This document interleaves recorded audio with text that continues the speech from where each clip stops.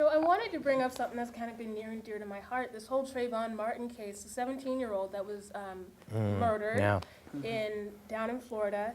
He was 17. He was a young black boy walking home from the CVS with some Skittles and an Arizona iced tea. One of the reasons this whole case has been so controversial is it's bringing up race, and it's also bringing into question the new law.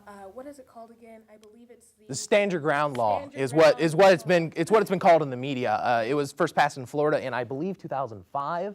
When Jeb Bush was around. When Jeb Bush was still the governor of Florida. A lot of other states have adopted a law like this, including Indiana. Actually, I was about to bring that up. The state of Indiana actually has brought up a law very similar to this, the Stand Your Ground law, where normally you would be able, in your home, you're allowed to defend lethal force with lethal force. But basically what the Florida law did and what the laws that followed did was extend this outside of the home, where if you believe you are threatened with lethal force, you can respond with lethal force and you will not be liable for that death. Now, I think the major question here is, was George Zimmerman in kind of a fatal situation? Was he in a situation while following Trayvon Martin? I think it's well documented that he was following Trayvon.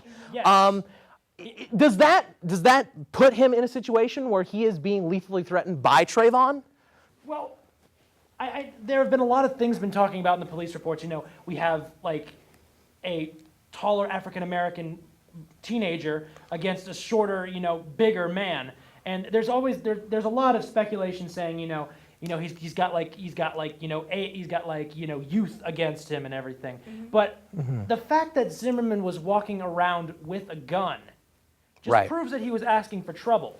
And if Trayvon allegedly attacked him, according to Zimmerman's claims, and there's been a lot of speculation about this. Right. Yeah. The fact is, the matter is that Zimmerman was looking for trouble. He was obviously following this kid, and he had a gun on him. And not to mention, has he like cried wolf to the 911 dispatchers like, what was it, 50 times? Well, he's a neighborhood watchman. Well, he's kind of taken it on himself. I'm sorry to interrupt you, but he's kind of taken it on himself to be kind of vigilante justice for this neighborhood. Yes, but is it necessary? Absolutely not. I don't think it is. And it's been very well documented that Zimmerman, there's even 911 recording calls in which he used a pejorative slur against African Americans. And so that obviously, like Maxine pointed out, it does bring up an issue of race. And the fact that that this is getting so much coverage is just very interesting, because I just find it very interesting.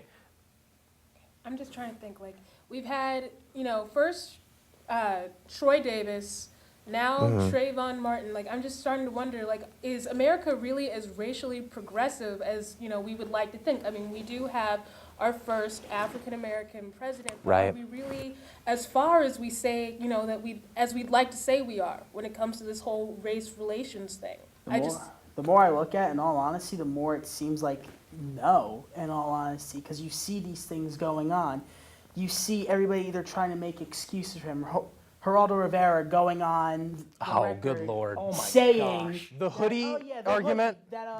Young black kids shouldn't be wearing hoodies outside just for their safety. Because it makes them look like criminals. And obviously, it's the same kind of juxtaposition when you give Geraldo Rivera a pair of sunglasses and a blazer.